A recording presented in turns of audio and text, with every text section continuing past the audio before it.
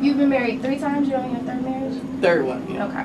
So, Chris Brown was on the Breakfast Club this morning and he was talking about marriage. They asked him why, like, does he plan on getting married? And he was basically like, no, I don't really, I feel like our generation has a distorted view of marriage because it hasn't worked. That's a good answer. For us, you know what I mean? So is that, obviously you don't really agree with that. Yeah, because you've been married 3 times, so. No, that just means that I feel like I can accomplish anything and I have an idea and I'm not going to stop until the idea is met and realized. Like that's just not going to stop. I am the marrying type, period. And it'll work as long as it's right. Right. If it's something in it that's not right, then I don't sit around and like, I can logically figure it out. He blamed it on the turnup of our generation. Like everything is about the turnup. That's what he said. So do you think that's like collard greens, like turnip? No. Like everybody out here eating greens? No. Do you think that's why your first 2 marriages didn't work, or was it other reasons? No, I think it was definitely other reasons, which Tina kind of hinted on, as I've heard in the first part of her show, or the first time. I meant the first premiere of it. So no, there are always other things. No, I just said somebody.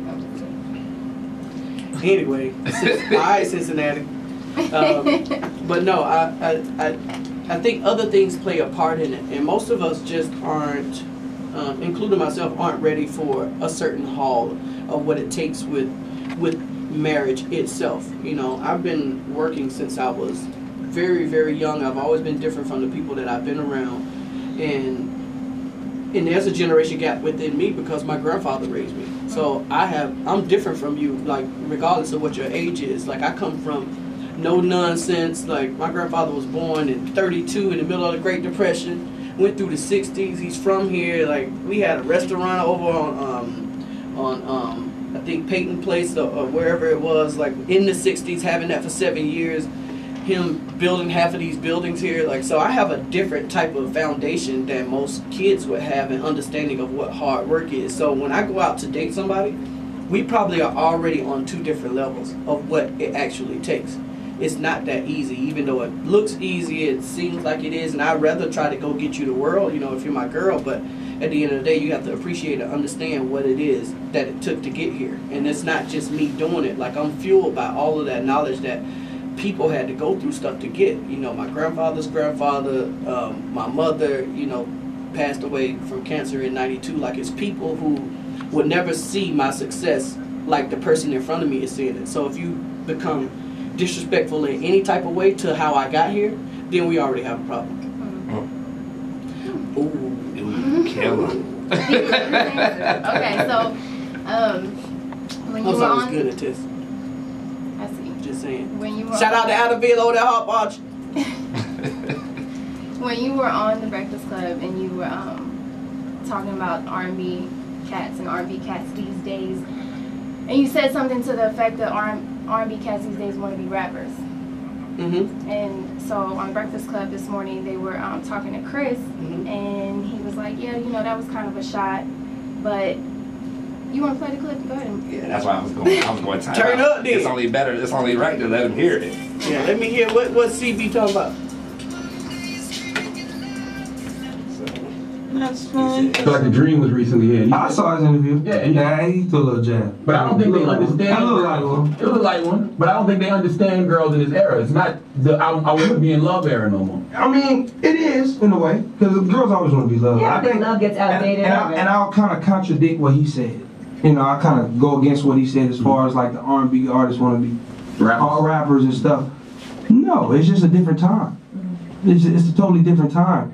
When it's a different feel of, like I said, the turn-up era, I was the first dude kind of giving those hip-hop beats R&B records, you know what I'm saying? So it's just like, when I did Hoes Ain't Loyal, that was from a personal experience of me being able to see different facets of thirsty women's thoughts. We ain't gonna call them women, we call them thoughts.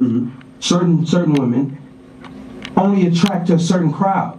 You go to one house, you go to Trey house, same girls. You go to Tiger house, same girls. Go to Sean Kingston house, same girls. You go to my house, same girl. Like, and you be like, dang, I just saw you at that party. Why you trying to be my girlfriend if you letting everything hit it? You know what I'm saying? So That's what the loyalty. It was no loyalty there. So that's was the reason for that song, because of personal experiences. Now, in his case, I don't know if he gets to do what we do. Sorry to say that, but it's a different age bracket and it's a different mentality. Are you saying he don't have the face for it? You trying to say he can't come hang out with you, Trey? I'm just saying he's not Chris Brown, bro. I'm just saying he's not Chris Brown, and he's not Tiger, and he not Trey Songz. He's a great writer.